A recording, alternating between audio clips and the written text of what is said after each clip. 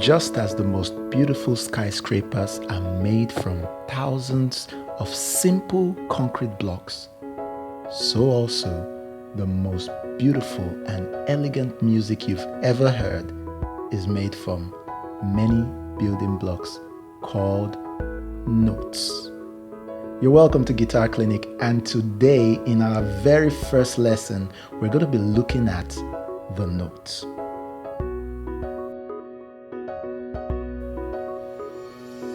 So, what's a note? Well, in the words of Guitar Clinic, it's any one single piece of sound.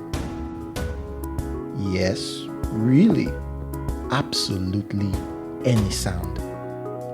So, where can you find the note? All around you.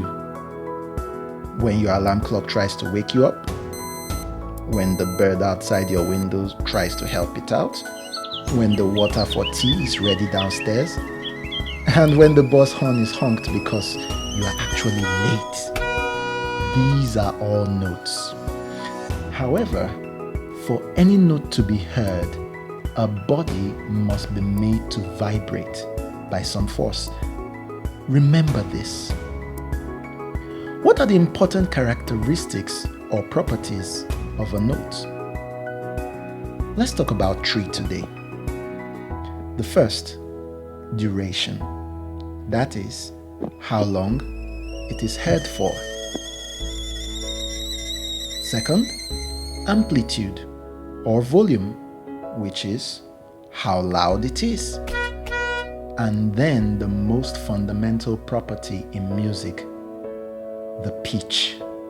That is how high or low it sounds.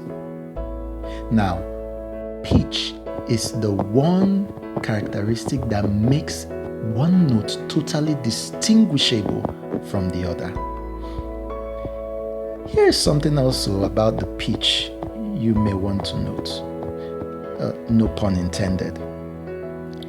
A note could be so deep that it could sound as grumpy as a thunderclap, and it could be so high that, well, only some animals can hear them.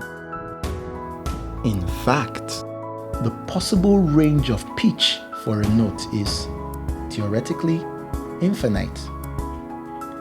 However, the range of pitch for notes which the human ear can hear is finite. It is the notes within this finite range that is usually arranged to compose, yes, music. So, to bring your very first lesson to a close, and to see if you've now become a lot more curious about music than you were 10 minutes ago, here are a couple of questions for you. Question 1.